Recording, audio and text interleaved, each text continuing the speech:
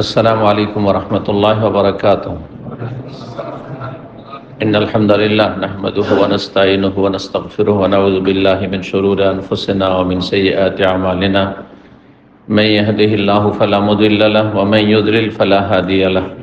وأشهد أن لا إله إلا الله وحده لا شريك له وأشهد أن محمدا عبده ورسوله صلى الله تعالى عليه وعلى آله وصحبه وسلم تسليما كثيرا. أما بعد.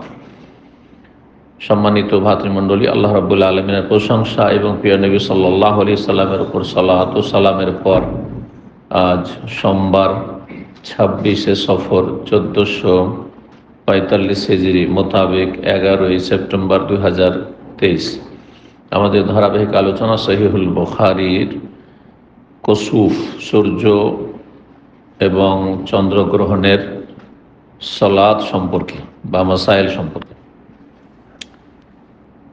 এই পর্বে আমরা একটি পর্ব শেষ করেছি, আর আজকে হচ্ছে দ্বিতীয় পর্ব। ইমাম বুখারী রাহিমাহুল্লাহর অধ্যায় নম্বর 5, এই কুসুফের অধ্যায়ের, কুসুফের পর্বের। কুসুফ মানে সূর্য চন্দ্রগ্রহণ। এই অধ্যায়ে বলছেন, বাবুন হাল ইয়াকুলু কাসাফাতিশ শামসু আও খাসাফাত ওয়া ক্বালা আল্লাহু তাআলা ওয়া খাসাফাল কমর। قال حدثنا سعيد بن عفير قال حدثنا الليث قال حدثني عقيل عن ابن شهاب قال أخبرني عروة بن الزبير أن عائشة زوج النبي صلى الله عليه وسلم أخبرته أن رسول الله صلى الله عليه وسلم صلى يوم خسفت الشمس فقام فكبر فقرأ قراءة طويلة ثم ركع ركوعا طويلا ثم رفع رأسه فقال سمع الله لمن حمده وقام كما هو ثم قرأ قراءة طويلة وهي أدنى من القراءة الأولى ثم ركع ركوعا طويلا وهي أدنى من الركعة الأولى ثم سجد سجودا طويلا ثم فعل في الركعة الآخرة مثل ذلك ثم سلم وقد تجلت الشمس فخطب الناس فقال في كسوف الشمس والقمر إنهما آياتان من آيات الله لا يخسفان لموت أحد ولا لحياته فإذا رأيتموها فافزعوا إلى الصلاة। ইমাম বুখারী রাহিমাহুল্লাহ বলছেন, এই অধ্যায় হচ্ছে হাল ইয়াকুলু কাসাফাতিশ শামসু আও খাসাফাত। কোন ব্যক্তি সূর্যগ্রহণকে আরবিতে কাসাফাতিশ শামসু কাফ দিয়ে বলবে, কাফ সিন ফা, নাকি খাসাফাত খা দিয়ে বলবে। গত আলোচনায় বিস্তারিত বলেছি জুমার দিনে যে কুসুফ খুসুফ দুটোর অর্থ হচ্ছে, ভাব অর্থ হচ্ছে সূর্য চন্দ্র গ্রহণ। কুসুফ খুসুফ দুটোই প্রয়োগ হয়েছে সূর্য চন্দ্র উভয়ের গ্রহণের ক্ষেত্রে। সূর্য গ্রহণ লাগলেও কাসাফাতিশ শামস, আর চন্দ্রগ্রহণ লাগলেও কাসাফা বলতে পারেন, আবার খাসাফা, দুটোতেই বলতে পারেন আরবি ভাষার প্রয়োগে। কেউ কেউ পার্থক্য করেছেন যে কাফ দিয়ে বললে সূর্যের গ্রহণকে বোঝায় শাব্দিক অর্থ, আর খা দিয়ে বললে চন্দ্রের গ্রহণকে বোঝায়, অর্থাৎ কাসাফাতিশ শামস কাফ দিয়ে আর খাসাফাল কমর। আর তারা দলিল হিসাবে সূরা কিয়ামার আয়াত নম্বর 8 উল্লেখ করেছেন। আল্লাহ রাব্বুল আলামিন চন্দ্রের ক্ষেত্রে খা দিয়ে বর্ণনা করেছেন, ফাইযা বারিকাল বাসারু ওয়া খাসাফাল কমর ওয়া জুমিআ শামসু ওয়াল কমর। কিয়ামতের পূর্ব মুহূর্ত সম্পর্কে, যখন কিয়ামত শুরু হবে, পৃথিবীর ধ্বংস শুরু হবে, তখন ফাইযা বারিকাল বাসারু, সমস্ত চক্ষু স্থির হয়ে যাবে, মানে হতভম্ব হয়ে যাবে, চক্ষু স্থির হয়ে যাবে। আর সেই সময় যেসব মানুষগুলো পৃথিবীতে থাকবে, যাদের ওপর এই কিয়ামত সংগঠিত হবে, আল্লাহ রাব্বুল এইরকম আযাব থেকে রক্ষা করেন। এবং কোনো ভালো মানুষের ওপর কিয়ামত হবে না, হাদিসে রয়েছে। তার আগেই যদি পৃথিবীতে কোনো মুমিন মুমিনাত থাকে, দিনদার থাকে, তাদের রূহ আল্লাহ কবজ করে নেবেন। একটি বরকতপূর্ণ বায়ু, বাতাস প্রবাহিত হবে, তাদের সবার রূহ কবজ হয়ে যাবে, সবাই ইন্তেকাল করবে। একমাত্র শেরারুল খালক, নিকৃষ্ট কাফের, নাস্তিক, মুশরিক, ঈমান ভঙ্গকারী, জাদুটোনায় লিপ্ত, কবর মাজার পূজায় লিপ্ত, বেনামাজি, বেদিন, ওরাই থেকে যাবে শুধু। কোনো মুমিন দিনদার যাদের ইসলাম টিকে আছে তাদের উপর কিয়ামত কায়েম হবে না। এই মর্মে হাদিসের কিতাবগুলিতে প্রসিদ্ধ অধ্যায় রয়েছে, লা তাকুমুস সাআতু ইল্লা আলা শিরারিল খালক, সৃষ্টি নিকৃষ্টদের ওপর কিয়ামত কায়েম হবে, ভালো মানুষ সের উপর কিয়ামত কায়েম হবে না। কিয়ামতের এই ভয়াবহতা তারা টের পাবেন, তার আগে মারা যাবে। আল্লাহ হেফাজত করুন। তো ফাইজা বারিকাল বাসার, বাসার মানে দৃষ্টি, বাসার দৃষ্টি যখন স্থির হয়ে যাবে, মানুষ যখন হুঁশ হারিয়ে ফেলে, এমন কিছু অসাধারণ হয়েছে, তখন এভাবে তাকায়, পাগলের মতো, জবান দিয়ে কথা বেরোচ্ছে না, অঙ্গ প্রত্যঙ্গ কাজ করছে না। ফাইজা বারিকাল বাসার ওয়া খাসাফাল কামার, আর চন্দ্র আলোহীন হয়ে যাবে, চন্দ্র আলোহীন হয়ে যাবে। আলো আল্লাহ রাব্বুল আলামিন চন্দ্র সূর্যের কেড়ে নেবে, বরং সবগুলি ধ্বংস হয়ে যাবে, সবগুলি চন্দ্র সূর্য এগুলিকে জাহান্নামের আগুনে আল্লাহ ফেলে দেবে। ইউকাওয়ারানা ফিন্নার, জি, ভাঁজ করি বিশাল চন্দ্র গ্রহ সূর্য, বিশাল সূর্য আল্লাহর সৃষ্টি। পৃথিবীর সাথে কত, এই পৃথিবীতে কত সৃষ্টি বসবাস করছে, আর কত কি রয়েছে, তার সাথে কত গুণে বড়, সব জাহান্নামে ফেলে দেওয়া হচ্ছে, ধ্বংস হয়ে যাবে সব। ওয়াখাসাফাল কামার ও জমিয়া শামসু আল কামার, সূর্য চন্দ্রকে একত্রিত করা হবে, মানে জাহান্নামে ফেলে দেওয়া, আগুনে ফেলে দেওয়া, যাতে যারা সূর্যের পূজারী আর চন্দ্রের পূজারী, যারা এগুলোতে অসাধারণ কিছু মনে করে, এগুলির মাধ্যমে কোনো কিছু আশা করে, তারা নিরাশ হয়ে যায়। এখন রব্বুল আলামিন যাকে চিনতে পারেনি, যার প্রতি ঈমান নিয়ে আসেনি, তার ছাড়া কোনো উপায় নেই, আর এখন সংশোধনের কোনো সময় নেই, সুযোগও নেই। তো খাসাফাল কামার আল্লাহ বলেছেন খা দিয়ে, সুতরাং চন্দ্রগ্রহণের ক্ষেত্রে খা দিয়ে বলা খসুফ,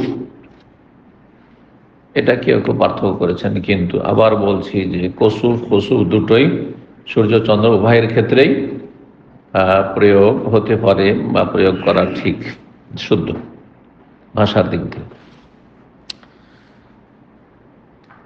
তো খসুফুস শামস বলবেন না কসুফুস শামস বলবেন, এই অধ্যায়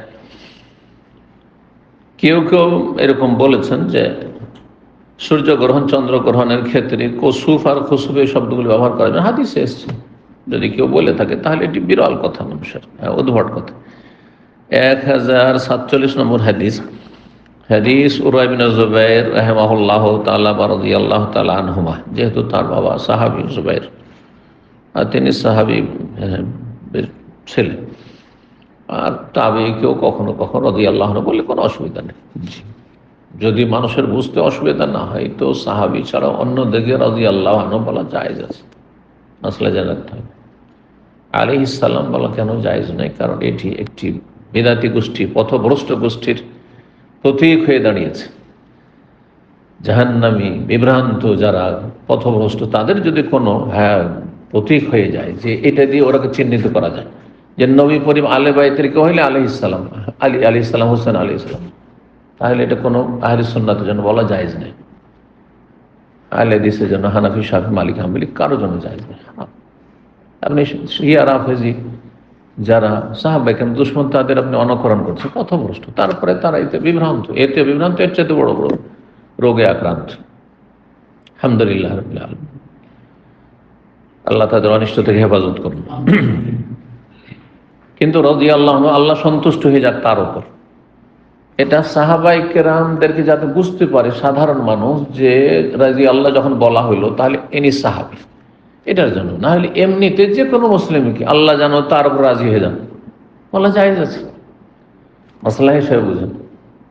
যদি কোনো জীবিতকে আমরা বলি, দেখেন অনেক আরবিরা কিন্তু দোয়া দিতে আল্লাহ ইয়ারদা আলিক, আল্লাহ ইয়ারদা আলিক মানে কি রাদিয়াল্লাহু আনহু, রাদিয়াল্লাহু আনকা, আল্লাহ আপনার সন্তুষ্ট হয়ে যান।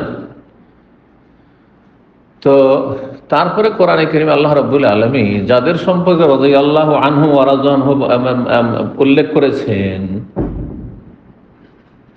তারা শুধু সাহাবায়ে কেরাম না, প্রথম সারিতে সাহাবায়ে কেরামগণ, মুহাজিরুন ওয়াস-সাবিকুনাল আউওয়ালুনা মিনাল মুহাজিরিন ওয়াল আনসার ওয়াল্লাযীনা ইত্তাবাউহুম বিইহসান, আর যারা তাদের অনুসারী হবে নিষ্ঠার সাথে কিয়ামত পর্যন্ত, তাহলে কিয়ামত পর্যন্ত যে কোনো মুসলিম যদি সাহাবাই কেরামদের মানহাজ মতাদর্শের উপর থাকে তাহলে তাদেরকে রাদিয়াল্লাহু আনহু বলে দোয়া দিতে পারেন। সুতরাং কেউ যদি বলে হ্যাঁ ইমাম বুখারী রাদিয়াল্লাহু আনহু জায়েজ, শুনে রাখেন, ইমাম আবু হানিফা রাদিয়াল্লাহু আনহু জায়েজ, ইমাম আহমদ, ইমাম শাফি, ইমাম মালিক রাদিয়াল্লাহু আনহুম জায়েজ, কখন জায়েজ হবে না? আইম্মায়ে কেরামদের মধ্যে কোনো একজন বা একাধিক জন, দু চারজন আপনার এমন তাদের সাথে আপনার সম্পর্ক যে শুধু তাদের ক্ষেত্রে আপনি বলছেন, অন্যদের ক্ষেত্রে বলছেন না।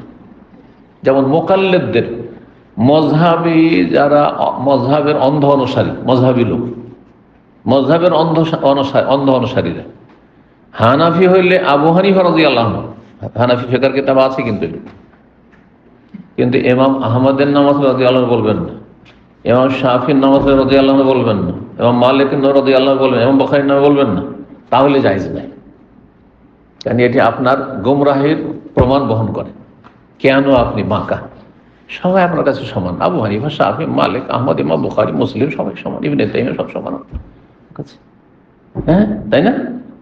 কিন্তু যদি আমি কারো সম্পর্কে বলি, কখনো রাহিমাহুল্লাহ রাহমাতুল্লাহ আলাইহি, কখনো রাদিয়াল্লাহু আনহু, কখনো আবু হানিফা সম্পর্কে, তো কখনো ইমাম শাফি সম্পর্কে, কখনো ইমাম আহমদ সম্পর্কে, কখনো ইবনে তাইমিয়া সম্পর্কে, কখনো মুহাম্মদ আব্দুল ওয়াহাব সম্পর্কে, জীবিত আপনাদের সম্পর্কে। কেন মুসলিম কেন আল্লাহ আপনার রাজি হয়ে যায় বলা যাবে না? তো বাংলায় যদি বলে তো আরবিতে বললে অসুবিধা দেখি, দোয়াই মাসুরা। বুঝতে পেরেছেন মাসলাকে ভালো করে বুঝতে হবে। জি, জায়েজ রয়েছে, কিন্তু যদি সেখানে সাধারণ জনগণ বুঝতে গিয়ে বিভ্রান্ত হয় যে কি জানি বললে যা ইমাম বুখারী রাদিয়াল্লাহু আনহু উনি সাহাবী নাকি, কারণ ও জানে যে সাহাবী মানে রাদিয়াল্লাহু আনহু বলতে হবে, তাহলে বলবেন না। কিন্তু আমাদের সামনে বললে কোনো অসুবিধা নেই, বা আমাদের যারা সিনিয়র ছাত্র যারা বুঝছেন বিষয়গুলো তাদের সম্পর্কে তাদের সামনে বললে কোনো অসুবিধা নেই। জি, এই বিষয়গুলি মনে রাখতে হবে। কারো সম্পর্কে অতিরঞ্জন বাড়াবাড়ি উদ্দেশ্য নাই, তাহলে কোনো অসুবিধা নেই। একজন সম্পর্কে বললাম, অন্যদের সম্পর্কে বললাম না, তাহলে কোনো অসুবিধা নেই। বললে সবার সম্পর্কে, কখনো এ সম্পর্কে কখনো সম্পর্কে বললাম, অসুবিধা। তো কি বলছিলাম, উরওয়া ইবনে জুবাইর, এই জন্য বললাম যে উরওয়া তাবী, কিন্তু তারপর রাদিয়াল্লাহু আনহু বলে কোনো দোষের কথা না। কি বলছেন, তার খালা আয়েশা নবী সাল্লাল্লাহু আলাইহি ওয়াসাল্লামের সহধর্মিণী, জওজান নবী। জওজ মানে স্বামীও হয়, আর জওজ মানে হচ্ছে স্ত্রী হয়। জওজাতুন হইলে স্ত্রী হবে এমন কথা নয়। নবী সাল্লাল্লাহু আলাইহি ওয়াসাল্লামের জওজ, তো নবী সাল্লাল্লাহু আলাইহি ওয়াসাল্লামের জওজ কি? স্ত্রী, তাই না? কিন্তু যখন জওজ আসমা, তখন কি বলবেন? স্বামী, আসমার স্বামী। তো জওজ মানে আসলে জোড়া, যুগল। নবী সাল্লাল্লাহু আলাইহি ওয়াসাল্লামের সহধর্মিণী আয়েশা রাদিয়াল্লাহু তাআলা জওজ মানে তাহলে জওজাতুন, স্ত্রীলিঙ্গ। আখবারাতহু, তাকে জানিয়েছেন, মানে বোনের ছেলে উরওয়াকে, আন্না রাসূলুল্লাহ সাল্লাল্লাহু আলাইহি ওয়াসাল্লাম ইয়াওমা খাসাফাতিশ শামস, রাসূলুল্লাহ সাল্লাল্লাহু আলাইহি ওয়াসাল্লাম সালাত আদায় করলেন সূর্যগ্রহণের, যেই দিন সূর্যগ্রহণ লেগেছিল। এখানে খাসাফা খা দিয়ে ব্যবহার করে, সূর্যের ক্ষেত্রে খা দিয়ে ব্যবহার করে, তাহলে বোঝা গেল সূর্যগ্রহণ লাগলেও খা দিয়ে ব্যবহার করাও যাবে, আর কাফ দিয়ে তো অনেকগুলি হাদিস আসলে আবার আসছেও, দুটোই চলে। ফাকামা, দাঁড়াইলেন সালাতে, ফাকাব্বারা, তাকবীরে তাহরিমা দিলেন, ফাকারা কিরাতান তাওয়িলা, লম্বা তেলাওয়াত করলেন, সুম্মা রাকা, রুকুন, তারপর লম্বা রুকু করলেন, সুম্মা রাফা, তারপরে মাথা উঠাইলেন, ফাকালা, বললেন সামিআল্লাহু লিমান হামিদা, ওয়াকামা, আবার দাঁড়ালেন, দাঁড়িয়ে সিজদে গেলেন না, কি করলেন? দ্বিতীয় কেরাত শুরু করলেন। কারণ কুসুফের সালাত, সূর্য বা চন্দ্রগ্রহণের সালাত হচ্ছে একটু ব্যতিক্রম অন্যান্য সালাত থেকে। সেটা কিভাবে? যে তার প্রত্যেক রাকাতে কি রয়েছে? 2 রুকু রয়েছে, যেমন 2 সিজদা রয়েছে, অন্য কোনো সালাতে নেই। আচ্ছা, এই বিষয়টি আমরা আলোচনা করি। হিকমত কি হইতে পারে? হিকমত কোরআন হাদিসে বর্ণনা করা হয় নাই, কিন্তু উলামায়ে কেরামগণ যদি কোনো কথা বলে থাকেন তাহলে সেটা বলা যেতে পারে। যদি মানুষ কোনো কিছু রহস্য উদ্ঘাটন করতে জানতে পারে, তাহলে ঈমান আরো শক্তিশালী হয়। ইমান বৃদ্ধি হয়। তো সূর্য বা চন্দ্রগ্রহণের সালাত ব্যতিক্রম ধর্মী কেন? 2 রুকু কেন? ব্যতিক্রম কেন? অন্যান্য সালাতের মতো কেন না? 1 রুকু 2 সিজদা যেমন অন্যান্য সালাত রয়েছে কেন?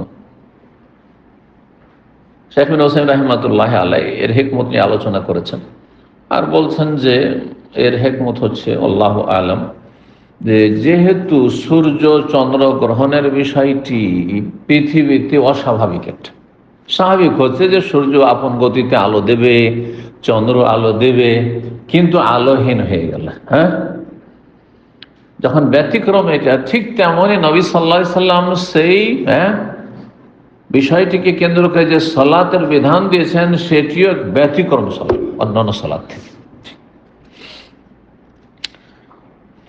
তো বলছেন যে তারপরে দাঁড়ালেন, দাঁড়িয়ে দ্বিতীয়বার কামা হুয়া সুম্মা কারা কিরাতান তাওয়িলা, তারপর দীর্ঘ তিলাওয়াত করলেন। ওয়াহিয়া আদনা মিনাল কিরাতিল উলা, তবে প্রথম যে তিলাওয়াত ছিল তার চাইতে একটু কম ছিল পরিমাণে। সুম্মা রাকা রুকুন তাওয়িলা, তারপরে দীর্ঘ রুকু করলেন, দ্বিতীয় রুকু। ওয়াহিয়া আদনা মিনা রাকাতিল উলা, এখানে রাকা মানে রুকু, প্রথম রাকাতের তুলনায় দ্বিতীয় রুকুটি, প্রথম রুকুর তুলনায় দ্বিতীয় রুকুটি কি ছিল? আদনা মানে ছোট ছিল বা তুলনামূলক কম সময় লাগিয়েছেন, কিন্তু তারপরও অনেক লম্বা দুটোই, কারণ রুকুয়ান তবে দুটোই লম্বা। সুম্মা সাজাদা সুজুদান তাওয়িল, তারপরে লম্বা সিজদা করলেন, 2 সিজদা মানে 2 সিজদা। সুম্মা ফাআলা ফি রাকাতিল আখিরাতে মিসলা যালিকা, তারপরে শেষ রাকাতে, আখির মানে শেষ দিবস কে আলিয়ামুল আখির, শেষ রাকাতে, এখানে রাকাত মানে রাকাত, শেষ রাকাতে ওই রকমই অনুরূপ করলেন, মানে যেমন প্রথম রাকাতে 2 কেরাত আর 2 রুকু 2 সিজদা, 2 কেরাত 2 রুকু 2 সিজদা। জি, আর গত আলোচনাতে বলেছি যে দ্বিতীয় যখন কেরাত শুরু করবেন রুকুর পরে, তখন আবার সূরা ফাতিহা পড়বেন। এখানে যেন কেউ বিভ্রান্ত না হন, কারণ কেরাতের দাবি হচ্ছে যে কেরাত শুরু করবেন সূরা ফাতিহা থেকে, সুতরাং সূরা ফাতিহা 2 বার পড়তে হবে। তারপরে আপনি সূরা বদলাবেন, প্রথম তেলাওয়াতে সূরা ফাতিহার পরে সূরা বাকারা উদাহরণস্বরূপ পড়েছেন, দ্বিতীয় রাকাতে দ্বিতীয় রুকুর পরে সূরা ফাতিহা, দ্বিতীয় রুকু পরে বলছে, রুকুর পরে যে আবার দ্বিতীয় তেলাওয়াত করবেন, সেই দ্বিতীয় তেলাওয়াতে সূরা ফাতিহার পর অন্য সূরা পড়বেন, আলে ইমরান, অন্য কোনো সূরা। জি, কিন্তু তেলাওয়াত লম্বা হইতে হবে, যদি মুখস্থ না থাকে। আজকাল অধিকাংশ লোকে মুখস্থ নেই, হাফেজেরাও নামকে অস্তে হাফেজ, অধিকাংশ মুখস্থ না, দেখে পড়বে, সমস্যা নেই। সুন্নত নফল সালাতে, কারণ তারাবিতে প্রমাণিত প্রখ্যাত তাবেঈ যাকওয়ান আয়েশা রাদিয়াল্লাহু তাআলা আনহা স্বাধীনকৃত গোলাম থেকে, সুতরাং সালাফদের যুগের প্রমাণ রয়েছে, জায়েজ রয়েছে, কিন্তু সেটা একবার ডাল ভাত করে তো অহরহ না, যে একটু মেহনত পরিশ্রম করবে না সাহেব আর শুধু দেখে দেখে পড়বে, এমনটা আসলে ইমামদের জন্য, হাফেজদের জন্য মোটে উচিত নয়, কিন্তু প্রয়োজনে জায়েজ আছে।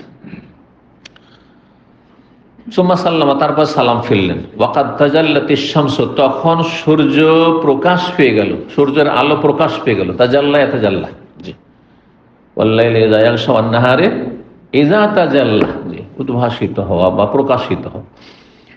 ফাখাতাবান নাস, জনগণকে ভাষণ দিলেন, খুতবা দিলেন, বললেন ফি কুসুফিশ শামস ওয়াল কামার, সূর্য চন্দ্র গ্রহণ সম্পর্কে, ইন্নাহুমা আয়াতান মিন আয়াতিল, এই দুটো হচ্ছে আল্লাহর নিদর্শনাবলীর দুটো নিদর্শন। লা ইয়াখসিফানি লিমাউতি আহাদিন ওয়া লা হায়াতি, কারো জীবন মরণের জন্য সূর্য চন্দ্র গ্রহণ লাগে না। ফাইজা রাআইতুমুহুমা, যখন এরকম সূর্য চন্দ্র গ্রহণ দেখবে, ফাফজাউ ইলা সালাত, তখন তোমরা সালাতের দিকে ঝাঁপিয়ে পড়ো, ছুটে এসো। ফাজা মানে ঘাবড়িয়ে, হ্যাঁ, উদ্বিগ্ন হয়ে কোনো দিকে ছুটে যাওয়া, ভয়ে ছুটে আসে। জি, কোথাও ভয় পেলে যেমন মানুষ ঝাঁপিয়ে পড়ে কোথাও পালায়, ওইভাবে তোমরা পালায়ন করো কোন দিকে? সালাতের দিকে, আল্লাহর দিকে। কারণ আল্লাহর আযাব থেকে রক্ষা পেতে হলে কি করতে হবে? আল্লাহর দিকেই ঝাঁপিয়ে পড়তে হবে। মানুষ হিংস্র পশুকে যদি ভয় পায়, জিন শয়তানকে ভয় পায়, হ্যাঁ, সাপ বিচ্ছুকে ভয় পায়, মানুষ যারা খারাপ প্রকৃতির চোর ডাকাত খুনি তাদেরকে যদি ভয় পায়, দুশ্মন বলে ভয় পায়, তো উল্টো দিকে পালায় জান বাঁচাবার জন্য। কথা বুঝতে পেরেছেন? কিন্তু রব্বুল আলামিনকে যে যত বেশি ভয় করবে, সে তো তত বেশি তার দিকে পালাবে। কোরআনে এই কথা বলা হয়, ফাফিরু ইলাল্লাহ, তোমরা পালাও কার দিকে? আল্লাহর দিকে। আল্লাহর আযাবের ভয় আল্লাহর দিকে পালাবেন। আল্লাহর জন্য উত্তম নিদর্শন রয়েছে, উত্তম উপমা রয়েছে। কচি কাঁচা বাচ্চারা যখন বাপ মাকে ভয় করে যে মায়ের দিবে, তখন দৌড় দিয়ে এসে ধরে নেয়, দৌড় দিয়ে এসে ধরে নেয় যে এতেই নাজাত আছে, মুক্তি আছে। যদি গিয়ে মাকে জড়িয়ে ধরে নিয়ে আর হাওমাকের আগে মায়ের খাওয়ার আগে কান্না শুরু করে দিয়েছে, আর মায়ের খাবে না, এত মায়া হয়েছে, আর কি মারবে, ইচ্ছাটা ছিল যে দেব ভালো করে, একটু মারতে পারবেন না আপনি। কখনো যদি বাপ মা ভালো ভালো বাপ মা, আদর্শ বাপ মা হয়, আর ছেলে মেয়েরা যদি ভয় পায় তো উল্টো দিকে পালাবে, এমনটা হবে না। হ্যাঁ, বাপ মা যদি জালেম শাসকদের মতো হয়, হ্যাঁ, জালেম আপনার থানা পুলিশের মতো হয়, হ্যাঁ, যারা নিরীহ মানুষকে ধরে নিয়ে জুলুম অত্যাচার অনেক করে, এই জন্য জালেম বলেছে, সবার কথা বলিনি, তো তাদেরকে দেখে ভয় লাগে, তখন পালায়। তো বাপ মাকে তো এরকম হইলে হবে না, পুলিশ দারোগার মতো হইলে হবে না, কি মিলিটারি মেজাজের বাপ মা হইলে হবে না। আপনাকে দুটোই ঠিক রাখতে হবে, যেন শাসনও ঠিক থাকে আর আদর স্নেহ ঠিক থাকে।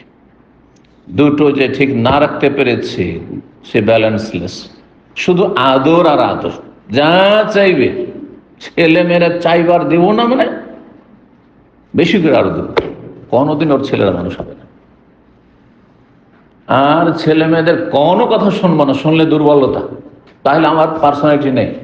হ্যাঁ, ব্যক্তিত্বহীন মানুষ অনেকে মনে করে আমি আছি, আমি তো আমি করতে গিয়ে আমি তোতে বরবাদ করে দেয়, এই তো ছেলে মেয়ে মানুষ হবে না। প্রত্যেকের আমাদের ছেলে মেয়ে, কারো ছোট আছে, কারো বড় হয়েছে, অথবা এখনো সেই পথে আছেন, মনে রাখবেন, জি, দুটোই থাকতে হবে। জি, আল্লাহ তৌফিক দান। এই দুটো ডানার মতো, দুই ডানা না থাকলে পাখি যেমন উঠতে পারে না, এইরকম দুটো ডানা যদি না থাকে তো ছেলে মেয়েকে মানুষ করা যায় না। যেন ছেলে মেয়ের ভয়ও থাকে আর আশাও থাকে যে আপনার কাছে প্রয়োজন হলে পাবো। হ্যাঁ, যদি সত্যি আমার চাওয়াটা যদি সত্যি যুক্তিযুক্ত হয় তো অবশ্যই পাবো, কিন্তু চাইছে প্রয়োজন তাও দেবেন না আপনি, আপনি নিষ্ঠুর জালেমের মতো তার সাথে আচরণ করবেন, তাহলে কখনো ছেলে মানুষের বিদ্রোহী হয়ে যাবে। আল্লাহ বুঝার আমল করা তৌফিক দান করুন। ছেলে মেয়েদের তরবিয়তকে আল্লাহ সহজ করে দেন, কঠিন বিষয়টি, ফিতনার যুগ। 6 নম্বর অধ্যায় বলছেন বাবা কওলিন নবী সাল্লাল্লাহু আলাইহি ওয়াসাল্লাম। এই অধ্যায় হচ্ছে নবী সাল্লাল্লাহু আলাইহি ওয়াসাল্লাম এই বাণী সম্পর্কে, সূর্য চন্দ্র গ্রহণ সম্পর্কে নবী সাল্লাল্লাহু আলাইহি ওয়াসাল্লামের ঐতিহাসিক বাণী। ইউখাউফিফুল্লাহু ইবাদাহু বিল কুসুফ, মহান আল্লাহ তার বান্দাদেরকে ভয় ভীতি দেখান বিল কুসুফ, সূর্য চন্দ্র গ্রহণের মাধ্যমে।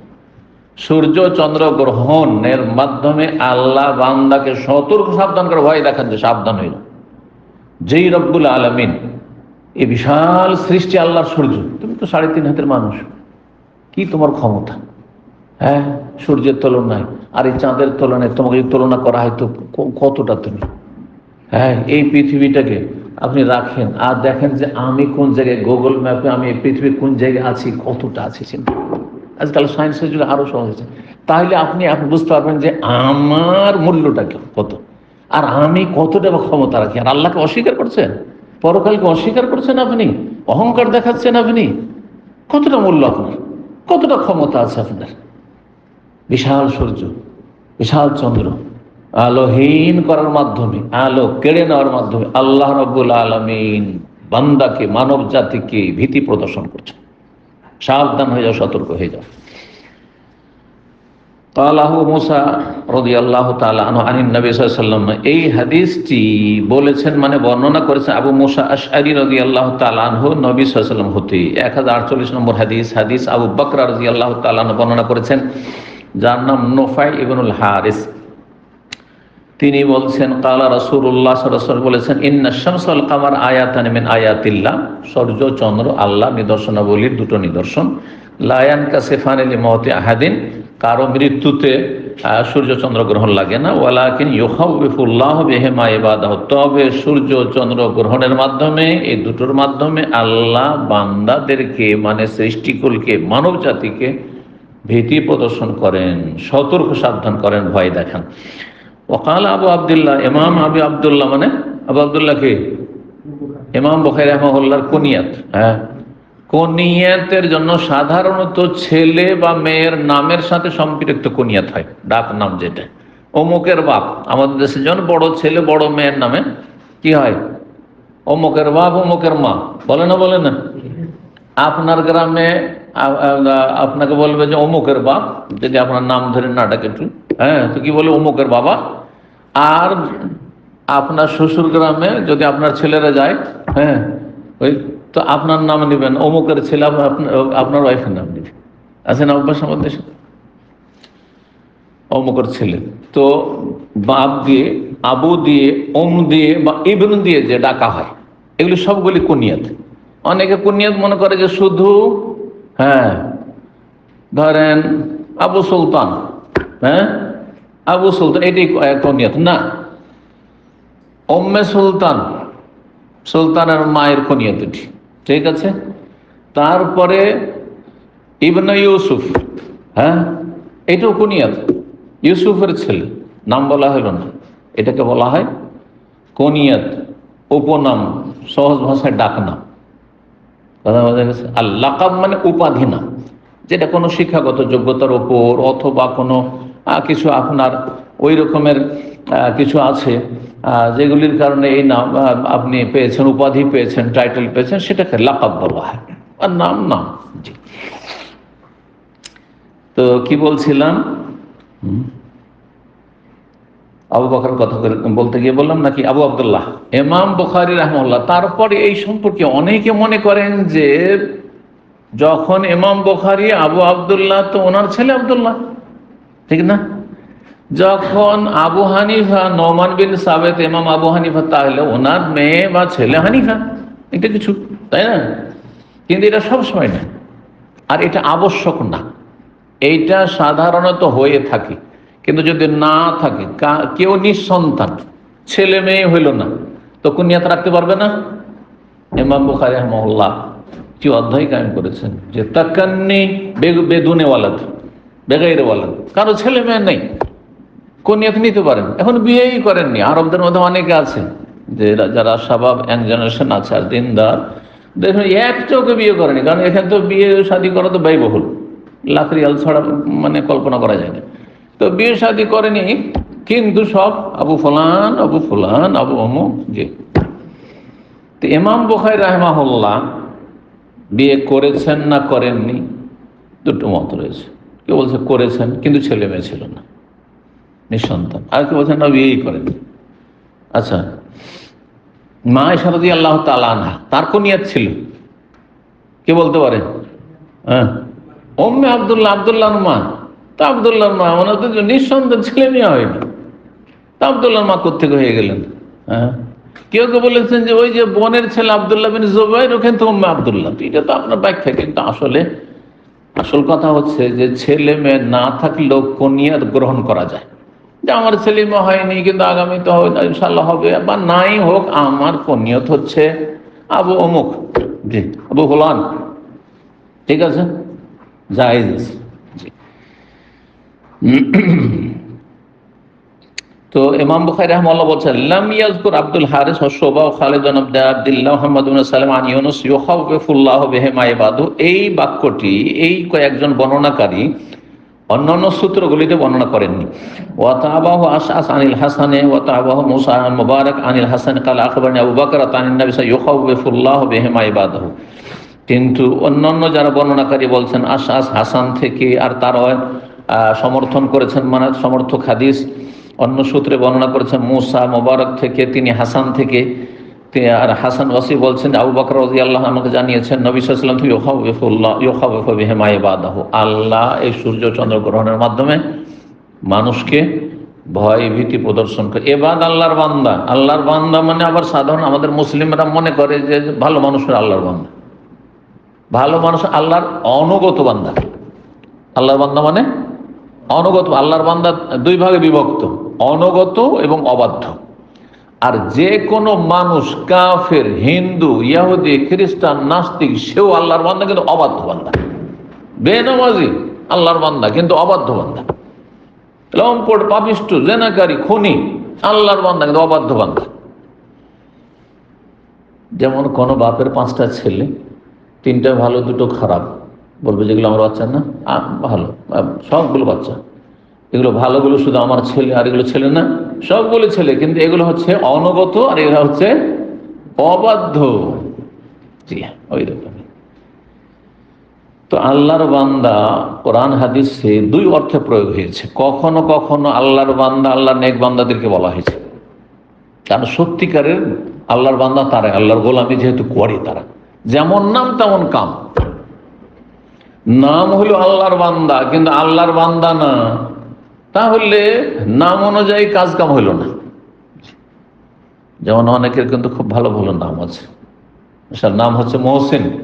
মহসিন মানে সদাচরণকারী, হ্যাঁ, পরোপকারী, এহসানকারী, কিন্তু জীবনে কারো উপকার করবে না। বরং আমাদের সে একটি প্রবাদ আছে যে যার উপকার করবি সেই তোকে বাঁশ দিবে, ওই জন্য উপকারই করবে না। অনেক বাঙালি আছে কিন্তু মুসলিম সমাজে, অজ্ঞতা। তার মানে এদের কাছে আশা যে যার উপকার করব, এই আশায় যদি নিশ্চিত হইতে পারে যে সে আমার উপকার করবে, তাহলে উপকার করবে, তাহলে কিছুই নাকি পাবেন না। আপনি কার জন্য উপকার করছেন? যদি আল্লাহ সন্তুষ্টির জন্য করেন তো আপনি আপনার কাজ করে ফেলেন। আমি এই কথাটি বলি সবসময়, এবং আমি নিজে আমল করার চেষ্টা করি। আমি কারো উপকার করব, তারপরে ওর কাছে কিছুই আশা করব না। আশা করলে কষ্ট পাবো, মোটেই আশা। আপনি ছেলে মেয়ের কাছে আশা করেন, আমি ছেলে মেয়ে এত কষ্ট করে মানুষ করলাম আর তারা এমন করবে, এইটা ভাবা যায় না। বরং বড় আশা করে বসে আছেন যে বার্ধক্যে আমার এগুলো সাহারা হবে, হ্যাঁ, এরা আমার পাশে দাঁড়াবে। মোটেই আশা করবেন না। রবের জন্য করবেন, রবের কাছে আশা করবেন। ওরা কি আল্লাহ ভালো বানিয়ে দেবেন, অথবা উত্তম বিকল্প আল্লাহ দেবেন, পরে আপনার উপকার করবে, ঘর করবে না, কোনো অসুবিধা নেই, আল্লাহ দিচ্ছে। বুঝতে পেরেছেন? যে কোনো মানুষের উপকার করে দেন, আল্লাহ তোমার জন্য করেছি, এর নাম আমি আল্লাহর জন্য করেছি। সেই লোক, হ্যাঁ, নিমক হারাম। বহু লোক তৈরি হয়ে যাবে যার এক পয়সার উপকার করতে পারেনি, কিন্তু আপনার বহু উপকার করেছেন, আপনি তাদের প্রতিদান দিতে পারেন। এটাও আছে আমাদের জীবনে। যারা আমাদের উপকার করেছে হিতাকাঙ্ক্ষী, তাদের হক আদায় করতে পারি না, হ্যাঁ, আর যাদেরকে কিছু করে দিয়েছে তারা আমাদের কিছু করেনি, তো হবে সুন্নাতুল্লাহ পৃথিবীতে। ঠিক আল্লাহ সন্তুষ্টির জন্য যারা করে তাদের কোনো সময় কষ্ট পেতে হয় না, মানসিক কষ্ট পেতে হয় না, শারীরিক কষ্ট পেতে হয় না, কোনো কষ্ট নেই। আলহামদুলিল্লাহ, আমি নেকির জন্য করেছি, আল্লাহ সন্তুষ্টির জন্য করেছি, আখিরাতের জন্য করেছি, আমি তো ওটা পেয়ে গেছি। আমি কি এর কাছে বদলে নেবো নাকি? বলতে আশা রাখি না। তুমি বলতে হবে কি, ইখলাসও থাকবে, কাজ কোয়ালিটি ভালো হবে, কারণ আমি যার জন্য করছি তিনি দেখছেন যে আমার কোয়ালিটি কেমন। আল্লাহ তৌফিক দান করেন। 7 নম্বর অধ্যায় হচ্ছে বাবু তাআউযুজ মিন আযাবিল কবরে ফিল কুসুফ। এই অধ্যায় হচ্ছে সূর্য চন্দ্র গ্রহণ লাগলে তাতে কবরের আযাব থেকে আশ্রয় কামনা করা। সূর্য চন্দ্র গ্রহণ লেগেছে, এই সময়, এই মুহূর্তে কবরের আযাব থেকে আল্লাহর কাছে আশ্রয় চাইছেন। এটাও নবী সাল্লাল্লাহু আলাইহি ওয়াসাল্লাম করেছেন। কেন করেছেন, রহস্যটা কি? এই রহস্যটাও জানলে ভালো। সেটা হচ্ছে যে সূর্য চন্দ্র গ্রহণ লাগলে সূর্য এবং চন্দ্র আলোহীন হয়ে যায়। কি হয়ে যায়? অন্ধকার হয়ে যায়। পৃথিবী অন্ধকার হয়ে আসছে। দিন দুপুরে গোটা সূর্য পুরো গ্রহণ লেগেছে, যার ফলে আলোহীন হয়ে আছে। হ্যাঁ, রৌদ্র নেই, কিছু নেই। পূর্ণিমার রাতে চাঁদ একবার ঝকঝক করা উচিত, কিন্তু কি হয়েছে, সূর্য না চন্দ্রগ্রহণের কারণে কোনো আলো নেই, চাঁদের অন্ধকার, অন্ধকার রাত মনে হচ্ছে। ঠিক তেমনি কবরের জীবনটা, বরজাখী জীবন, কবরের জীবন গুনাহগার পাপিষ্ঠদের জন্য, অসৎ লোকদের জন্য অন্ধকার, জুলমাতুল কবর। যেমন জুলমাতুল শামস, জুলমাতুল কমর সূর্য চন্দ্রগ্রহণে হয়ে থাকে, চন্দ্র সূর্যের অন্ধকার হয়ে থাকে, ঠিক তেমনি অসৎ লোকদের জন্য কবরটা হচ্ছে অন্ধকার, অন্ধকার থাকে, আযাবে নিমজ্জিত থাকে। আল্লাহুম্মা আজিরনা মিন আযাবিল কবর, আল্লাহুম্মা আইযনা মিন আযাবিল কবর। 1049 নম্বর হাদিস, হাদিস আয়েশা রাদিয়াল্লাহু তাআলা আনহা যাওজান নবী সাল্লাল্লাহু আলাইহি বর্ণনা করছেন, আন্না ইয়াহুদিয়াতান জাআত তাসআলুহা। জনক ইহুদি মহিলা, ইহুদিরা মদিনায় বসবাস করত। ইহুদি মহিলা আসলো আয়েশা রাদিয়াল্লাহু তাআলা আনহার কাছে কোনো কিছু চাওয়ার জন্য। তাসআলুহা, কোনো কিছু চাওয়ার জন্য। ফাকাত আল্লাহ আল্লাহ, অভাবী, ভিক্ষা করতে এসছে, চাইতে এসছে, বা কোনো কিছু প্রয়োজন চাইতে এসছে। ফাকালাত লাহা, তারপরে সেই ইহুদি মহিলা, দেখেন যারা চায় কোনো কিছু আর আপনি আশা করছে যে দেবেন অথবা দিলেন, দোয়া দেয় না? দোয়া দেয় না? দেয় না? দোয়া দেয়, জি। আগে থেকে অগ্রিম দোয়া দেয় যাতে করে আপনি দেন, হ্যাঁ, ভিক্ষু করেন। আর যদি না দেন অথবা কম দেন, মনোপুত হইল না, তখন বদ্ধ দেয়। হ্যাঁ, এরা এত অসৎ চরিত্রের, ইল্লা মাশাআল্লাহ। কারণ ভিক্ষা করা পেশা হচ্ছে মানে নিকৃষ্ট পেশা, জি। যদিও প্রয়োজনে জায়েজ, না জায়েজ পেশা নয়, না জায়েজ সচ্ছল ব্যক্তিদের জন্য, কিন্তু অভাবীর জন্য জায়েজ আছে। যদি দেখা যায় যারা আমার কোনো উপায় নেই, জায়েজ, কিন্তু পেশাটা ভালো নয়, ভালো পেশা না। তো বলছেন ও মহিলা, কাকে? আয়েশা রাদিয়াল্লাহু তাআলা আনহাকে সম্বোধন, আযাকাল্লাহু মিন আযাবিল কবরে, আল্লাহ আপনাকে কবর আযাব থেকে রক্ষা করুন, আল্লাহ আপনাকে কবর আযাব থেকে পানাহ দান করেন, আশ্রয় দান করেন। আয়েশা রাদিয়াল্লাহু তাআলা আনহা জীবনে প্রথম শুনছেন কবর আযাবের কথা। কবরে আযাব হয় এটা তো জানা নেই, কিন্তু ইহুদিরা কেন জানে? কারণ ইহুদিদের কাছে বিগত ধর্মের কিছু জ্ঞান রয়েছে, যদিও বিকৃত জ্ঞান।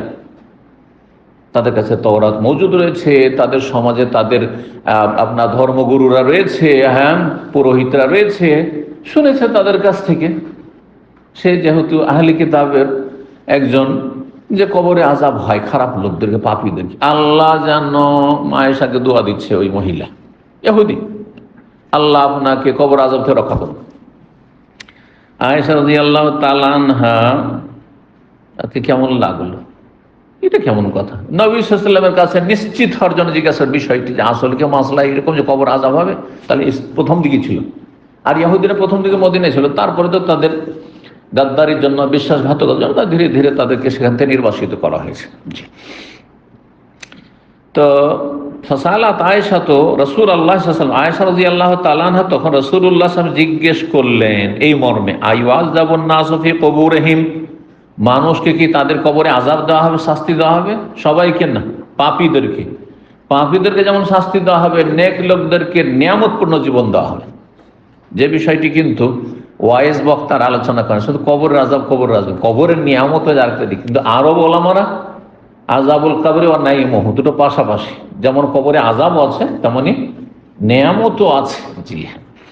এই জন্য কবর হয় রওযাতুম মিন রিয়াজিল জান্নাহ, কারো জন্য জান্নাতের বাগান, আর কারো জন্য হুফরাতুম মিন হুফারিন নার, কারো জন্য জাহান্নামের গর্ত, জাহান্নামের গর্ত। কবরে রেখে আছে মানে জাহান্নামে আগুনের গর্তে রেখে আছে পাপীকে, আর একজন ভালো মানুষকে তাড়াতাড়ি করে রেখে আছে, কারো জান্নাতের বাগানে রেখে আছে। তার কোনো চিন্তা নেই, তার জন্য আপনাদের কোনো চিন্তা নেই। আইওয়াযাবুন নাসু ফি কুবুরিহিম, কবরে কি তাদেরকে মানুষকে আযাব দেওয়া হয়? ফাকালা রাসূলুল্লাহ সাল্লাল্লাহু আলাইহি ওয়াসাল্লাম, বললেন আইযান বিল্লাহি মিন যালিক, আল্লাহর আশ্রয় নিচ্ছি আমি এই কবর আযাব থেকে। নবী সাল্লাল্লাহু আলাইহি ওয়াসাল্লাম সমর্থন করলেন, জি হ্যাঁ। আয়েশা রাদিয়াল্লাহু তাআলা আনহা, ওই ইহুদি মহিলার অন্য রিওয়ায়াতে রয়েছে যে ইহুদিরা তোমরা আযাব হবে, আমাদের আযাব হবে না। মাসলা জানা না থাকলে মানুষ কি করে? বিরোধিতা করে। দেখেন যারা বেদাতি, আমরা হক কথা যখন বলি, প্রথম দিকে তাদেরকে অবাক লাগে, এই নতুন নতুন কথা, হ্যাঁ, 14 পুরুষ থেকে কোনোদিনই শুনিনি, হ্যাঁ, অথচ কোরআন হাদিসের কথা, দলিল সম্মত। তখন কি করে?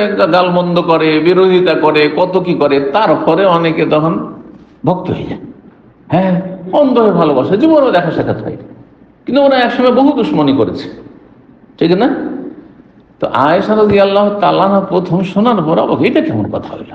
যদি কবরে আযাব হয়, ইহুদি তোমরা পাপী, তোমাদেরকে হবে, আমাদেরকে হবে না। কিন্তু পরে যখন নবী সাল্লাল্লাহু আলাইহি ওয়াসাল্লামের কাছ থেকে শুনলেন যে হ্যাঁ কবরে আযাব হবে, মুসলিম সমাজের যারা পাপী তাদের কবর আযাব হবে। কিন্তু কবরের আযাব দুই রকম, একটা হচ্ছে স্থায়ী, একটা অস্থায়ী, ঠিক জাহান্নামের আযাবের মতো।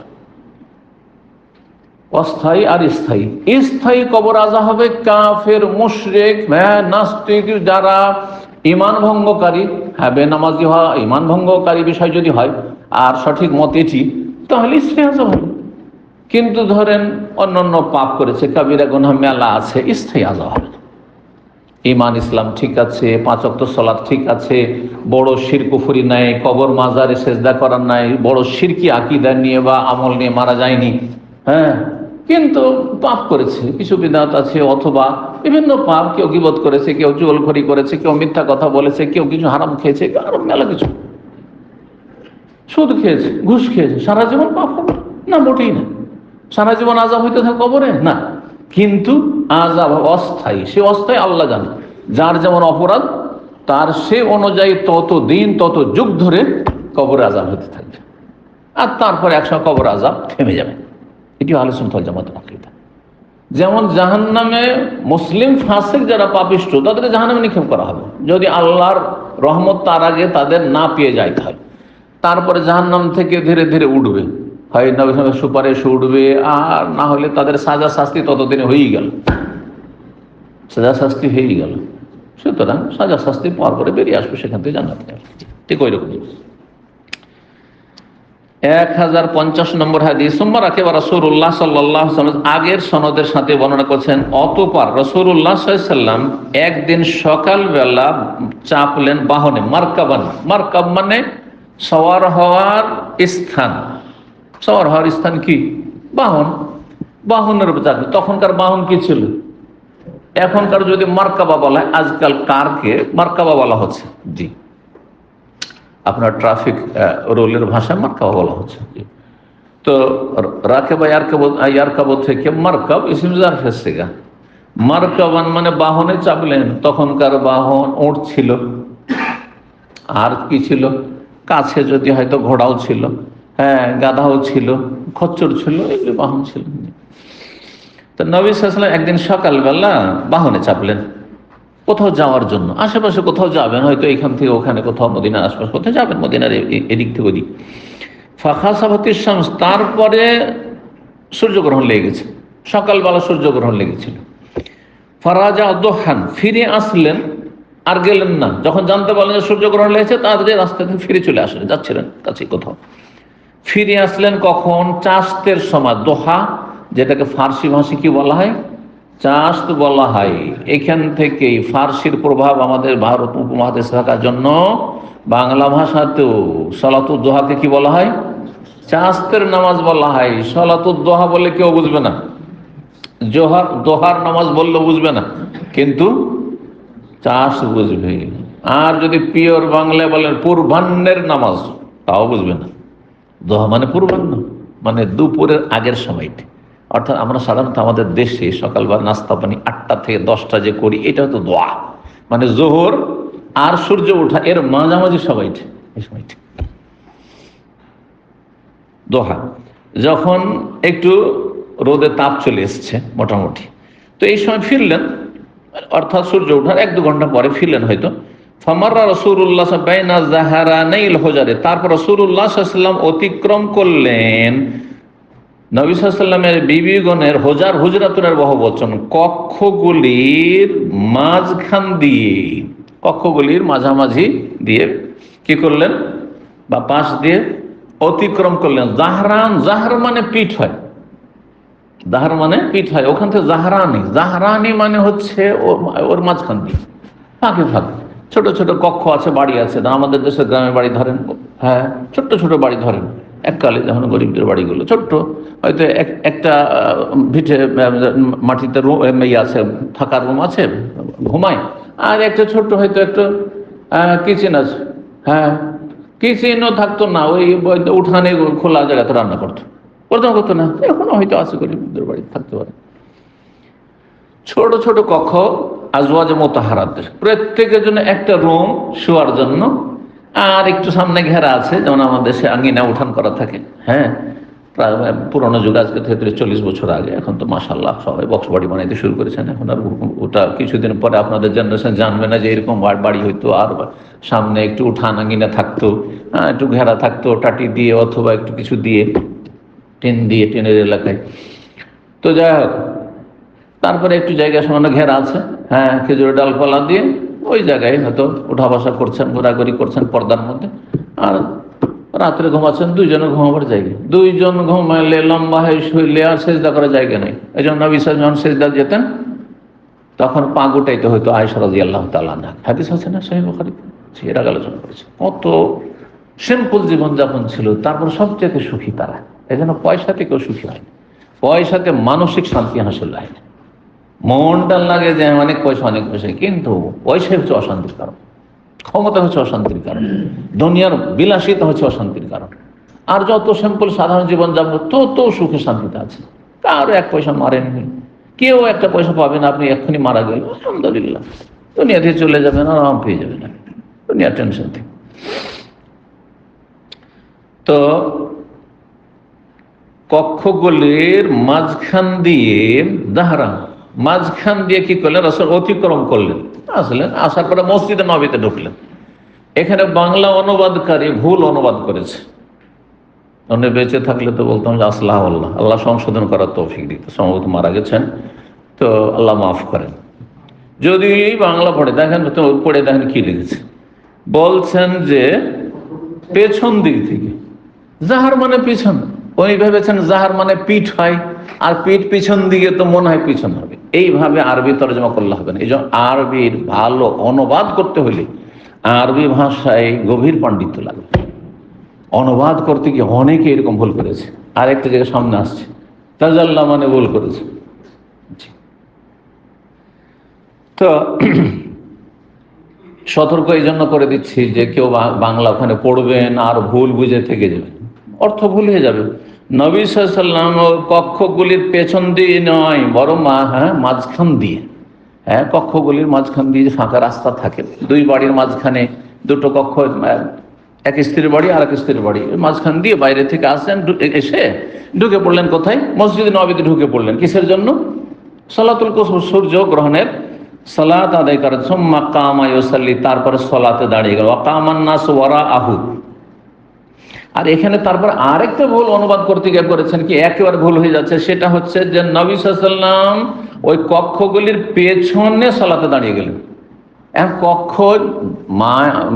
উম্মাহাতুল মুমিনিন নবী সাল্লাল্লাহু আলাইহি ওয়াসাল্লাম বিবিগণের কক্ষের পেছনে যদি নামাজে দাঁড়ান, তো মানুষে কি বুঝবে? ও যে অনুবাদ পড়বে সেভাবে যে মসজিদে হয়তো তিনি পড়াননি নামাজ, মসজিদে পড়েনি। কোথায় পড়েছেন? কক্ষগুলির মাঝখানে কোথাও পড়েছে বা পেছনে পড়েছে না, ভুল অর্থ। আসলে এখানে কক্ষগুলির মাঝখান দিয়ে অতিক্রম করে মসজিদে ঢুকলেন আর তারপরে সালাতে দাঁড়িয়ে গেল। ওয়া কামান নাস ওয়ারাহু, লোকেরাও তার পিছনে দাঁড়িয়ে গেল, মানে মসজিদে নববীতে দাঁড়াইল। ফাকামা কিয়ামান তাওয়িলা, লম্বা দাঁড়ালেন। সুম্মা রাকা রুকুআন তাওয়িলা, লম্বা রুকু করলেন। সুম্মা রাফা, তারপরে উঠলেন। ফাকামা কিয়ামান তাওয়িলা, আবার দ্বিতীয়বার কিয়াম করলেন লম্বা। ওয়া দুনাল কিয়ামিল আউয়াল, প্রথম কিয়ামের চাইতে ছোট ছিল। সুম্মা রাকা রুকুআন তাওয়িলা, দ্বিতীয় রুকু করলেন, সেটি প্রথম রুকুর চাইতে ছোট ছিল। সুম্মা রাফা, মাথা উঠালেন। ফাসা, সেজদা গেলেন। সুম্মা রাফা, তারপরে উঠলেন দুই সেজদা করে। ফাকামা, দাঁড়ালেন। কিয়ামান তাওয়িলা, লম্বা কিয়াম করে এসে, কিন্তু প্রথম রাকাত চাইতে দ্বিতীয় রাকাতটি ছোট ছিল। ওই জন্য ওয়াহদুনাল কিয়ামিল আউয়াল সুম্মা রাকা রুকুআন তাওয়িলা ওয়াহদুনাল রুকুল আউয়াল সুম্মা রাফা ফাসাজাদা। এক কথায় দুই রুকু দুই সিজদা করে নবী সাল্লাল্লাহু আলাইহি ওয়াসাল্লাম সালাত আদায় করলেন। তারপরে বলছেন যে সুম্মা কামা ওয়াহদুনাল কিয়ামিল সুম্মা রাকা রুকুআন তাওয়িলা ওয়াহদুনাল রুকুল আউয়াল সুম্মা রাফা ফাসাজাদা, দ্বিতীয়বার সিজদা করলেন। ওয়ান সারাফা, তারপরে সালাম ফিরলেন। সালাম ফিরলেন মানে তাশাহুদ পড়ে, দুরূদ ইব্রাহিম পড়ে তারপর সালাম ফিরলেন, সংক্ষেপ করে দেওয়া হয়েছে। ফাকালা মাশাআল্লাহ আইয়াকুল, সালাম ফেরার পরে আল্লাহ যা চাইলেন তাই তিনি বললেন, মানে আল্লাহ তার মুখ দিয়ে যা বলাতে চাইলেন সেই কথাগুলি তিনি তার খুতবায় মানে ভাষণে বললেন, উপদেশমূলক। সুম্মা আমারাহু আইয়া তাআওয়াজ মিন আযাবিল কবর, তারপরে তাদেরকে নির্দেশ দিলেন যে কবর আযাব থেকে তোমরা আশ্রয় কামনা করো আল্লাহর কাছে। তাহলে সূর্য গ্রহণের সালাতের পরে যে খুতবা দিয়েছেন সেখানে কবর আযাব থেকে আশ্রয় গ্রহণ করতে বলেছেন নবী সাল্লাল্লাহু আলাইহি ওয়াসাল্লাম। 8 নম্বর অধ্যায় বলছেন বাবু তুলিস সুজুদ ফিল কুসুফ। এই অধ্যায় হচ্ছে যে সূর্য চন্দ্র গ্রহণের সালাতে সিজদা দীর্ঘায়িত হবে, সিজদা খুব লম্বা করে হবে। লম্বা সিজদা করা অনেকটা সহজ, কিন্তু লম্বা রুকু করা খুব কঠিন। যদি করে দেখেন বাস্তবে তখন বুঝতে পারবেন। 5 মিনিট থেকে 10 মিনিট আপনি রুকুতে দাঁড়িয়ে থাকেন আর কোমর সোজা করে দাঁড়ানো মুশকিল হয়ে যায়। কিন্তু সিজদায় যদি 5-10 মিনিট পড়েও থাকেন এমনটা হবে না সাধারণত, তাই না? জি। কত লম্বা যে রুকু আর সিজদা নবী সাল্লাল্লাহু আলাইহি ওয়াসাল্লাম করেছেন, যা আসমা রাদিয়াল্লাহু তাআলা আনহা বেহুশ হয়ে যেতেন, হাদিস আসছে সামনে। তো এখানে লম্বা সিজদার কথা আছে। 1051 নম্বর হাদিস, আব্দুল্লাহ বিন আমর বিন আস রাদিয়াল্লাহু তাআলা বর্ণনা করছেন, তিনি বলছেন লম্বা কাসাফাতিশ শামস আলা আহদি রাসূলিল্লাহ সাল্লাল্লাহু আলাইহি ওয়াসাল্লাম, যখন রাসূলুল্লাহ আমলে সূর্য গ্রহণ লাগলো, নুদিয়া, তখন ডাক দেওয়া হইল, মানে মুয়াজ্জিন ডাক দিলেন, কিন্তু এই প্রচলিত আযান না। কি বললেন? ইন্নাস সালাতা জামিআহ, সালাত একত্রিত করছে, মানে সালাতের জন্য তোমরা একত্রিত হয়ে যাও, জামাত সহকারে সালাত হয় মসজিদে। ফারাকান নবী রাকাতাইনি ফিস সাজদাতিন, নবী সাল্লাল্লাহু আলাইহি ওয়াসাল্লাম 2 রুকু আর সিজদা করলেন, এক রাকাতে 2 রুকু করলেন, রাকাতাইনি মানে রুকু আইনি। সুম্মা কামা ফারাকা, তারপরে দাঁড়ালেন দ্বিতীয় রাকাতে, ফারাকা রাকাতাইনি ফিস সাজদাতিন, মানে এখানে ফিস সাজদাতিন মানে ফি রাকাতিন, এক রাকাতে 2 রুকু করলেন। সুম্মা জালাসা, তারপরে তাহিয়াতে বসলেন। সুম্মা জুল্লি আনিশ শামসে, তারপরে সূর্যের আলো প্রকাশিত হলো, জুল্লি আশ শামস বা জুল্লি আনিশ শামস। ওয়াল্লাইলি ইযা ইয়াগশা কি ওয়াশ-শামসু ওয়া দুহাহা, হ্যাঁ, ওয়াল কামারি ইযা তালাআ ওয়ান নাহারি ইযা জাল্লাহা, জাল্লাহা থেকে জুল্লি আছে। ওয়া খালাত আয়েশা, আয়েশা রাদিয়াল্লাহু তাআলা বলছেন, মা সাজাদতু সুজুদান আতওয়ালা কানা আতওয়ালা মিনহা, মা সাজাদতু সুজুদান কাত্তু কানা আতওয়ালা মিনহা, আমি জীবনে এই সূর্য গ্রহণের লম্বা সিজদার চাইতে লম্বা সিজদা জীবনে কখনো করিনি নবী সাল্লাল্লাহু আলাইহি ওয়াসাল্লামের সাথে। জি, বায়াকাও খুবই লম্বা সিজদা ছিল। জি, 9 নম্বর অধ্যায় বলছে বাবু সালাতুল কুসুফে জামাত। এই অধ্যায় হচ্ছে সূর্য গ্রহণ বা চন্দ্রগ্রহণের সালাত আদায় জামাত করে, এটি হচ্ছে সুন্নাত। সূর্য চন্দ্রগ্রহণের সালাত আদায় করবেন জামাত করে। বলছেন যে আব্দুল্লাহ বিন আব্বাস রাদিয়াল্লাহু তাআলা আনহুমা, তিনি সালাত আদায় করিয়েছেন সাহাবায়ে কেরাম তাবেঈনদেরকে ফি সুফফাতে জমজম, জমজমের সুফফায়। জমজমের সুফফা, সুফফা কাকে বলা হয়? আপনার মদিনার সুফফা জানেন, কারণ আসহাবে সুফফার কথা পীরেরা বয়ান করেন নিজের পীর মুরিদের ধর্মকে টিকিয়ে রাখার জন্য, তাই না? কিন্তু আসহাবে সুফফারা সুফি ছিল না, এই পীর মুরিদের তাসাউফের এই ভ্রান্ত মতবাদে বিশ্বাসী ছিল না।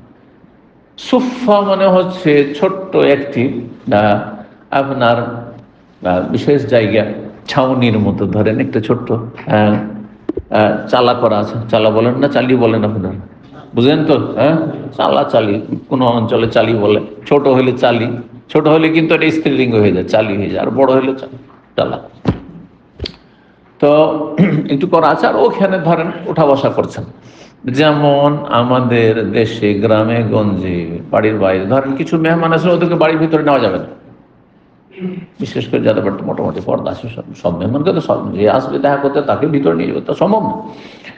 তো বাইরে একটা কিন্তু বৈঠকখানা থাকতো, আমরা বৈঠকখানা বলতো। কি বলেন আপনারা?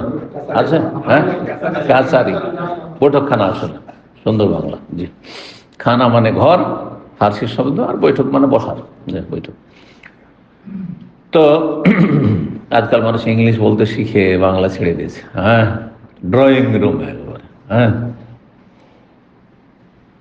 আর ডাইনিং রুম, হ্যাঁ, কিচেন, হ্যাঁ, পাকঘর আর রান্নাঘর সব গেছে, সব জি, বৈঠকখানা সব গেছে।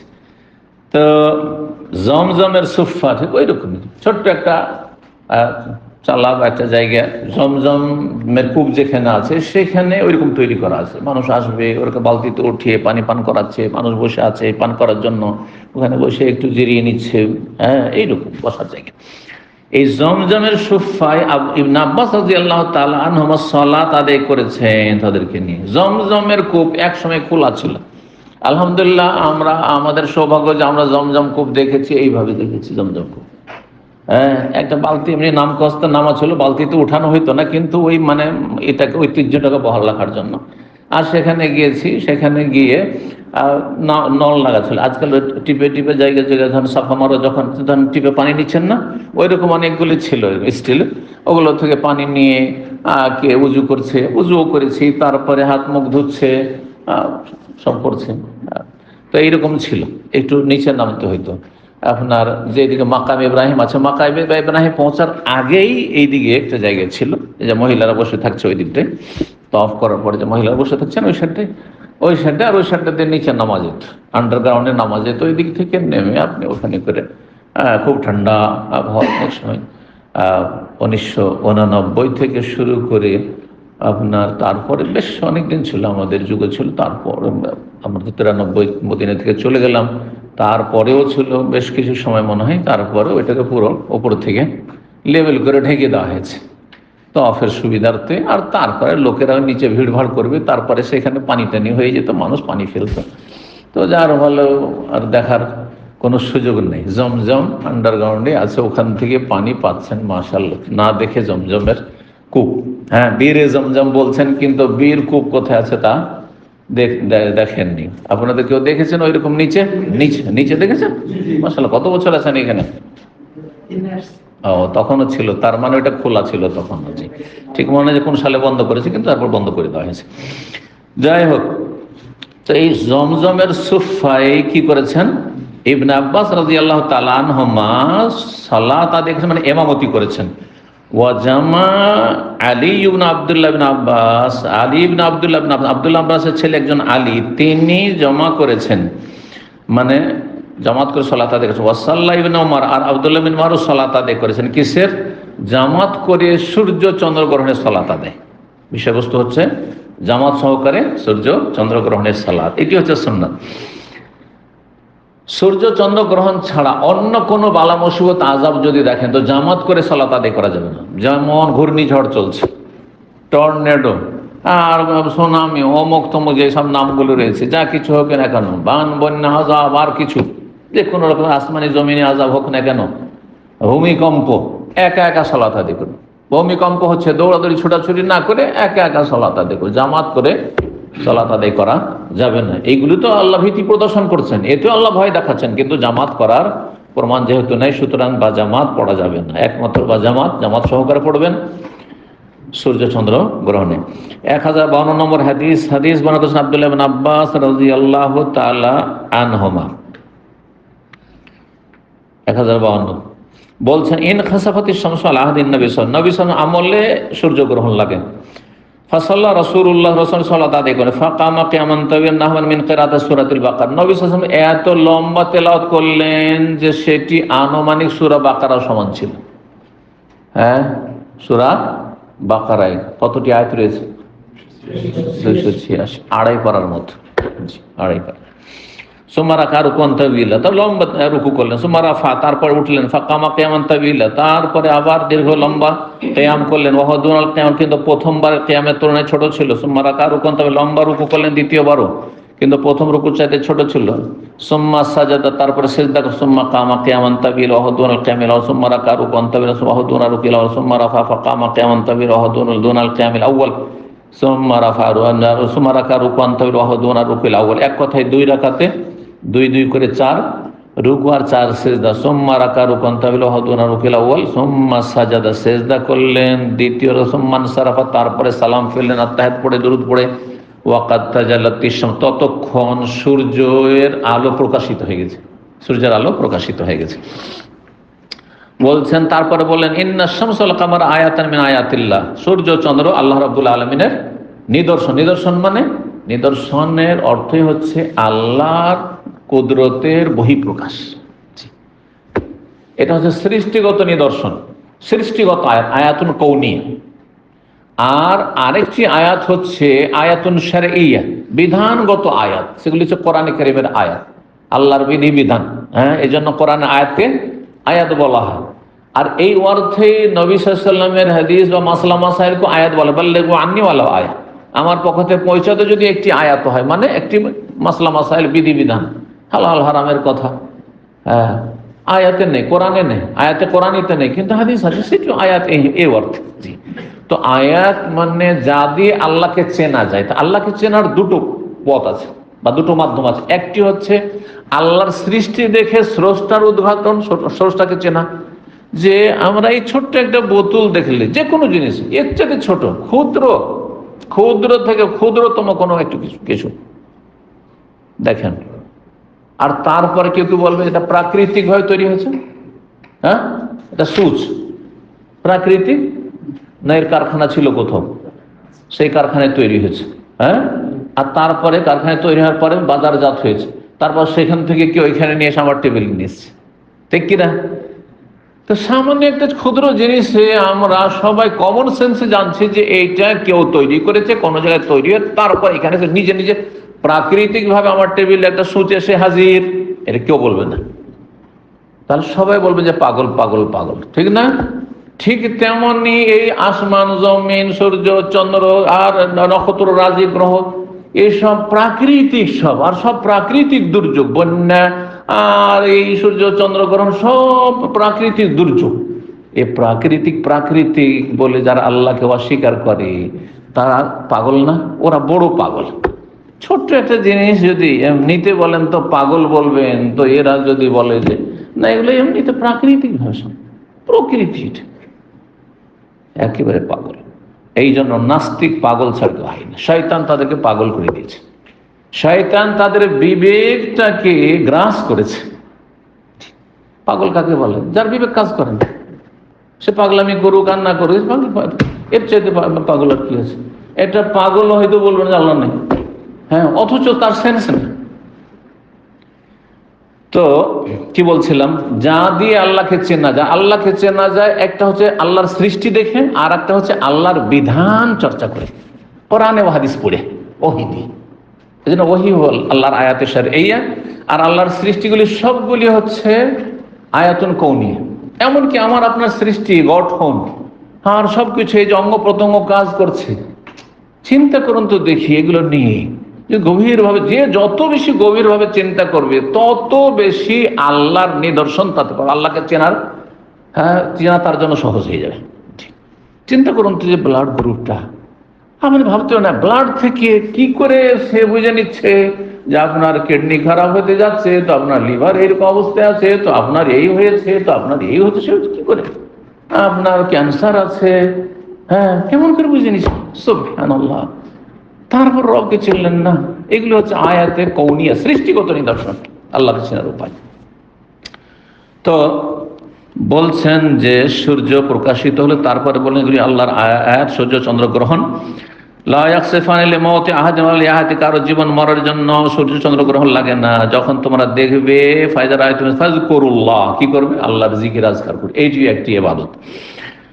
কালু ইয়া রাসূলুল্লাহ, আল্লাহ রাসূল, রাআইনাকা, এইখানে অতিরিক্ত কথা আছে যেটা এখন পর্যন্ত আসেনি। সেটা হচ্ছে নবী সাল্লাল্লাহু আলাইহি সাল্লাম যখন সূর্যগ্রহণের সালাত আদায় করছিলেন, সেই সময় একবার তিনি সামনে নামাজ পড়াইতে পড়াইতে, ইমামতি করতে করতে সামনে একটু এগিয়ে গেলেন, আবার তার হঠাৎ করে পিছিয়ে গেলেন, হঠাৎ করে পিছিয়ে গেলেন। যেমন ভয় পেলে কোনো কিছু ভয়ে পিছিয়ে যায়, আবার কোনো কিছু দেখে লোভ হয়েছে যে নেব, সেজন্য এগিয়ে যায়। এই দুটো অবস্থা দেখলেন সাহাবায়ে কেরামগণ। তাই জিজ্ঞেস করছেন রহস্য সম্পর্কে যে ইয়া রাসূলুল্লাহ, রাআইনাকা, আপনাকে আমরা দেখলাম, তানাওয়ালতা শাইয়ান ফি মাকামিকা, আপনার এই জায়গা থেকে মনে হচ্ছে সামনে কিছু আপনি নিতে যাচ্ছেন, কিছু ধরতে যাচ্ছেন বা নিতে যাচ্ছেন। সুম্মা রাআইনাকা, তারপর আপনাকে হঠাৎ দেখলাম, কা কা কা কা কা বা কা কা মানে পিছনে সরে যাও, পিছনে সরে যাও। তারপরে পিছনে সরে গেলেন হঠাৎ করে। বললেন ইন্নী রাআইতুল জান্নাতা, আমি প্রথম জান্নাত দেখেছিলাম। জান্নাত দেখে লোভ সামলাতে পারিনি। তো ফাতানাওয়ালতু মিনহা উনকুদান, সেখান থেকে আমি একটি থোকা আঙ্গুর নেওয়ার জন্য আগে বেড়ে গেলাম, যে আঙ্গুরের, জান্নাতের আঙ্গুরের থোকাটা নিয়ে নেব। হ্যাঁ, থোকা বলেন তো নাকি বলেন গোছা বলেন? থোকা।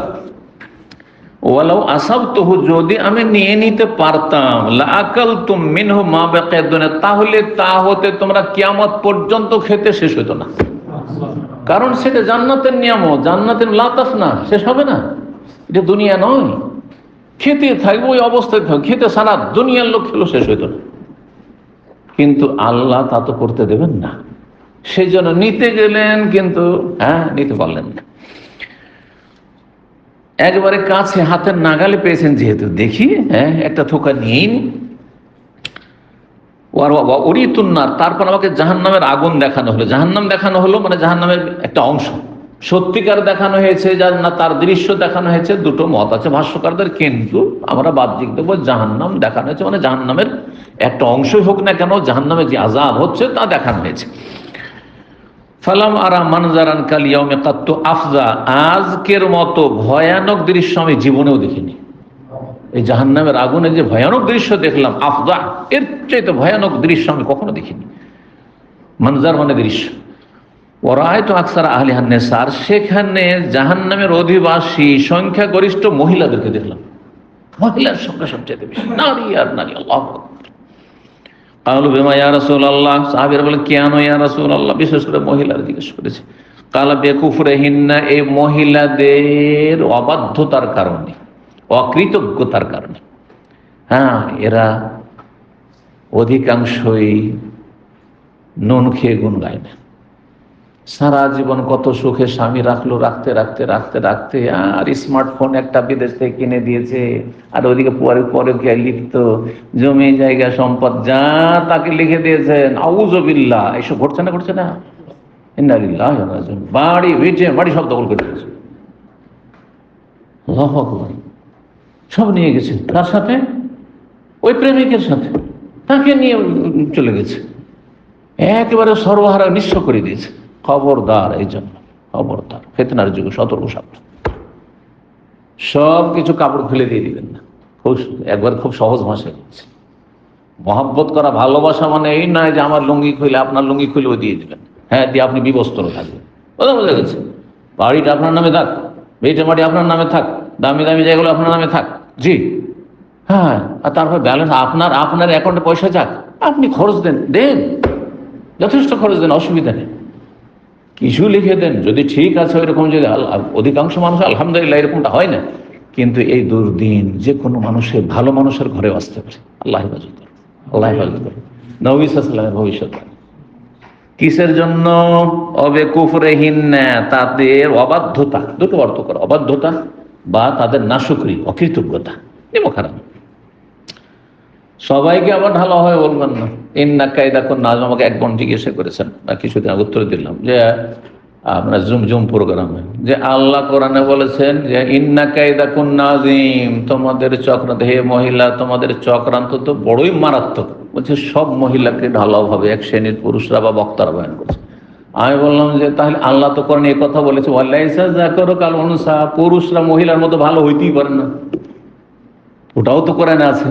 তাহলে তোমরা খারাপ পুরুষ, মহিলারে আছে না সূরা আলে ইমরানে, ওয়ালাইসা যাকারু কাল উনসা। তাহলে বোঝাও দুটো সমন্বয় করতে হবে, দুটোর সমন্বয় করতে হবে। মারিয়ামের চরিত্রের যদি হয় কোন মহিলা, তাহলে ও এইরকম ভালো মহিলা, এইরকম গুণের মহিলার মতো অধিকাংশ পুরুষই হবে না, কিন্তু মারিয়াম চরিত্র হইতে হবে। কারণ প্রসঙ্গ হচ্ছে ওয়ালাইসা যাকারু কাল উনসা, মানে মারিয়ামের কথা।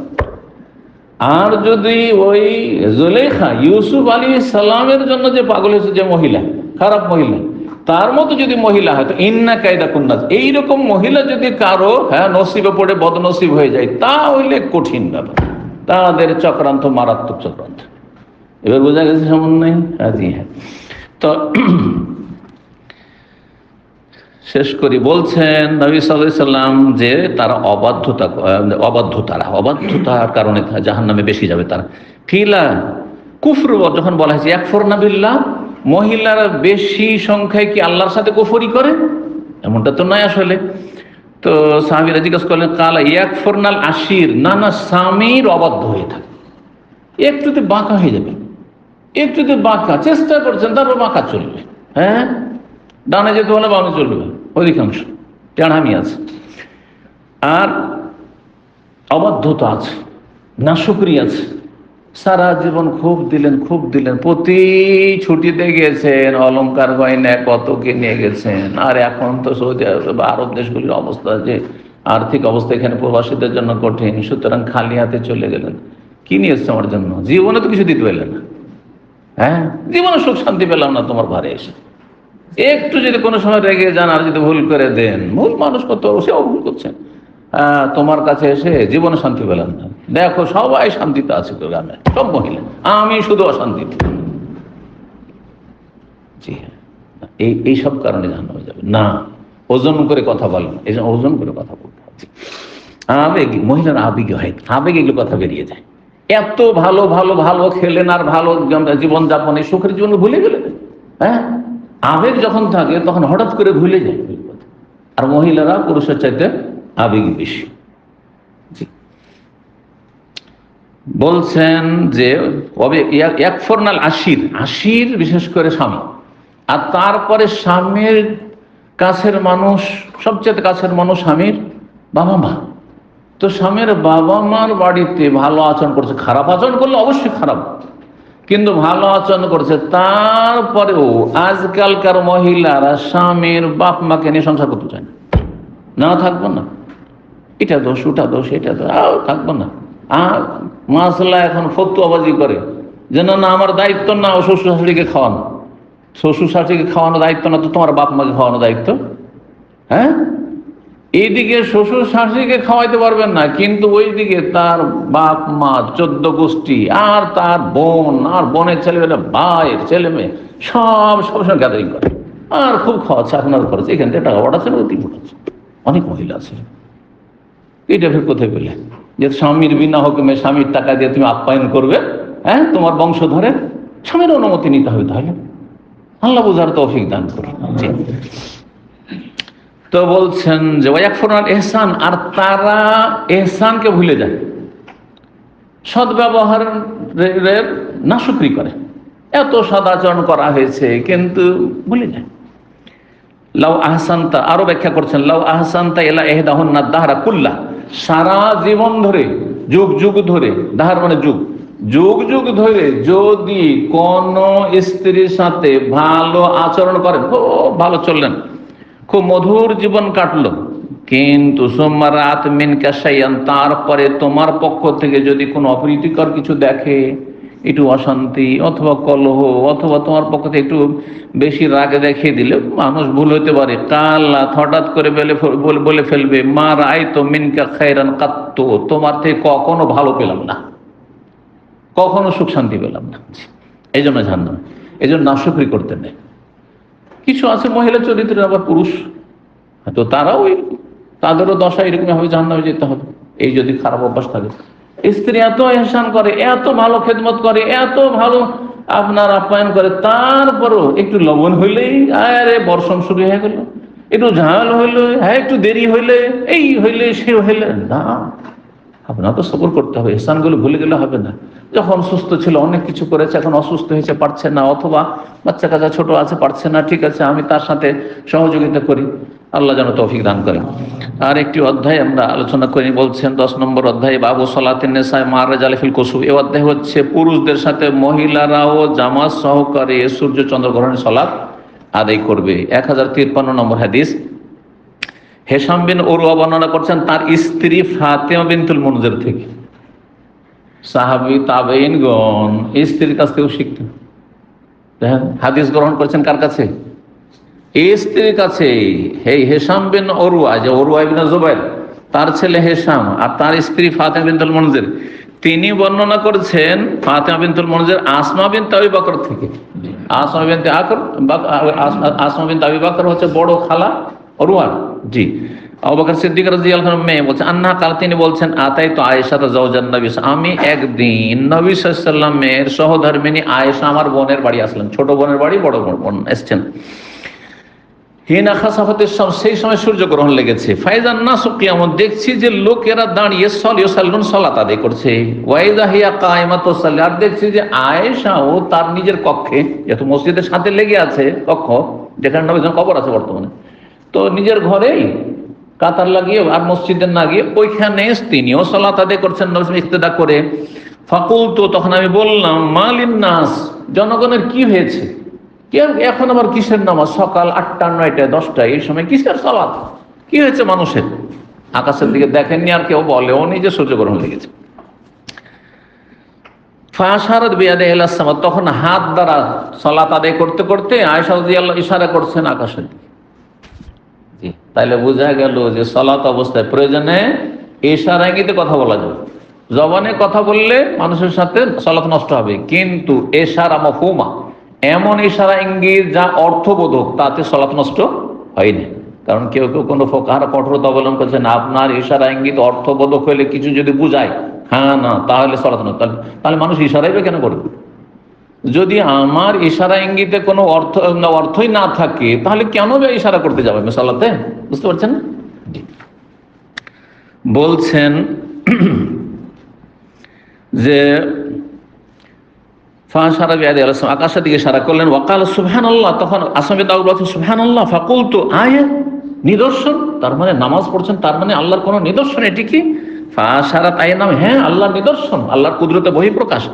কালা ফাকুমতু হাত্তা তাজাল্লানি, আমি দাঁড়িয়ে গেলাম সালাতে, এত লম্বা সালাত যে আমাকে বেহুশি ঢেকে নিল, সহজ ভাষা বললাম, অর্থাৎ আমি বেহুশ হয়ে গেছি। দীর্ঘ সময় দাঁড়িয়ে থাকতে আর রুকু করতে আমি বেহুশ হয়ে যাচ্ছি, মনে হচ্ছে পড়ে যাবো বা পড়ে যাচ্ছে। তখন কি করেছেন? মানুষ যখন বেহুশ হয়ে যায় তখন কি করে? মাথায় পায়ে ঢালে, না হয় চোখে মুখে পানি দেয়। তো বলছেন ফাজাল তো আসুব্য ফাওকা রাসিল মা, তারপরে আমার মাথায় পানি ঢালতে শুরু করলাম। সলাত অবস্থায়, সলাত পড়ছেন, পানি ঢালছেন, পানি, জি, যাতে করে বেহুশে পড়ে না যান। ফালাম্মান সারাফা রাসূলুল্লাহ রাসূলুল্লাহ যখন সালাম ফেললেন, হামেদা আল্লাহর প্রশংসা করলেন, ওয়াসনা আলাইহি গুণগান করলেন, বললেন, তারপরে বলছেন মা মিন শাইইন কুনতু লাম আরাহু ইল্লা ওয়াকাদ রাআইতু মাকামি হাযা হাত্তাল জান্নাত ওয়ান নার, এমন কোন জিনিস নেই যা এখন পর্যন্ত দেখিনি তা এখানে আমি দেখতে পেয়েছি আজকে। এই সালাত অবস্থায় কুসুফের সূর্যগ্রহণে দেখতে পেয়েছি, এমনকি জান্নাত জাহান্নামও দেখে নিলাম, জান্নাত জাহান্নাম দেখলাম। ওয়ালাকাদ ওহিয়া ইলাইয়া, আর আমাকে ওহী করা হয়েছে। এই সালাত অবস্থায় তো নবী সাল্লাল্লাহু আলাইহি ওয়াসাল্লামের কাছে ওহী হইতো, জিবরাইল আলাইহিস সালাম ওহী করছেন সালাত অবস্থায়, আর ওহী কোরআন ছাড়াও ওহী হয়, এটাও প্রমাণ হয়। এখানে ওহী কিন্তু কোরআনের কোনো আয়াত না। এই হাদিস কি, যে কবরে পরীক্ষা নিরীক্ষা হবে, মুনকার নাকির সওয়ালের জবাব দেওয়া হবে, কঠিন পরীক্ষার সম্মুখীন হতে হবে। বলছেন কি ওহী করা হয়েছে আমাকে, আন্নাকুম তুফতানুনা ফিল কবরে, কবরে তোমাদের পরীক্ষা করা হবে, মিসলা ও কারিবান ফিতরাত দাজ্জাল, ফিতনাতু দাজ্জালের মতো ফিতনা। দাজ্জালের ফিতনা যেমন ভয়াবহ, এরকম কবরের পরীক্ষায় প্রশ্নের জবাব দেওয়া হচ্ছে, কঠিন বিষয়। লা আদরি আইয়াতুহুমা কালাত, আসমা বলেছেন মিসলা ফিতনাতিদ দাজ্জাল না কারিবান মিন ফিতনাতিদ দাজ্জাল, এই দুটো শব্দে পার্থক্য বলছেন। ইউতা আহাদুকুম, তোমাদের যে কোনো মানুষকে দাফন করা হবে তখন তার কাছে আসবে, কি আসবে? মুনকার নাকির ফেরেশতা এসে বলে, মাইল মুকাবি হাজার রাজুল, এই ব্যক্তি সম্পর্কে কি জানো? কোন ব্যক্তি সম্পর্কে? রাসূলুল্লাহ সাল্লাল্লাহু আলাইহি ওয়াসাল্লাম। আম্মাল মুমিনু আবিল মুকিনু, ঈমানদার ব্যক্তি বলেছেন বর্ণনাকারী, অথবা ইয়াকিনকারী বিশ্বাসী, বর্ণনাকারী সন্দেহ, যে কোনটা শব্দ যে বলেছেন। লা আদরি আইয়ুহুমা যালিকা কালাত আসমা, এই দুটো শব্দের কোনটা বলেছেন? ফায়াকুল বল মুহাম্মাদুর রাসূলুল্লাহ, বিশ্বাসী মানুষ কি বলবে? তিনি মুহাম্মদ আল্লাহর রাসূল। যা আনা বিল বাইয়িনাত ওয়াল হুদা, তিনি সুস্পষ্ট দলিল প্রমাণ হেদায়েত নিয়ে এসেছেন। ফাআজাবনা, আমরা সেই ডাকে সাড়া দিয়েছি। ও আমান্না, ঈমান নিয়েছি। ওয়াত্তাবানা, তার অনুসরণ করেছি। ফায়ুকালু লাহু, তখন বলা হবে এই মুমিন বান্দাকে কবরে, নাম সালেহান, আরামে ঘুমিয়ে যা, ভালো হয়ে ঘুমিয়ে যাও, ভালো করে ঘুমিয়ে যাও। সালেহান মানে ভালো, ঠিক। নাম সালেহান মানে তুমি আরামে নিদ্রা ভোগ করো। ফাকাদ আলেমনা, আমরা জানতাম, ইন কুনতা লামুকিন, যে তুমি বিশ্বাসী। ও আম্মাল মুনাফিকান্তরে, মুনাফিক ব্যক্তি কপট অথবা সন্দিহান, মুরতাদ, রাইব থেকে, লা রাইবা ফি, সন্দিহান ব্যক্তি যে আল্লাহ পরকালে সন্দিহান ছিল। লা আদরি আইয়াতুহুমা কালাত আসমা, জানি না যে দুটো শব্দের কোনটি, মুনাফিক বলেছেন না মুরতাব বলেছেন। ফায়াকুলু, তাকে যখন জিজ্ঞাসা করা হবে, মাইল মুকাবি হাজার রাজুল, এই ব্যক্তি সম্পর্কে তোমার কি জানা আছে? বলবে লা আদরি, আমি জানি না কিছু।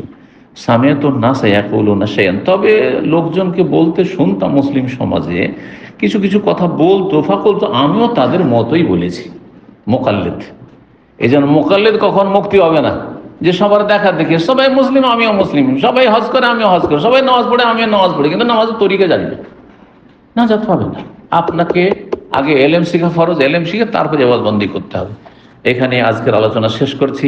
ওয়া সাল্লাল্লাহু সাল্লাম আলা নবিয়িনা মুহাম্মদ ওয়া আলা আলিহি ওয়া সাহবিহি আজমাইন।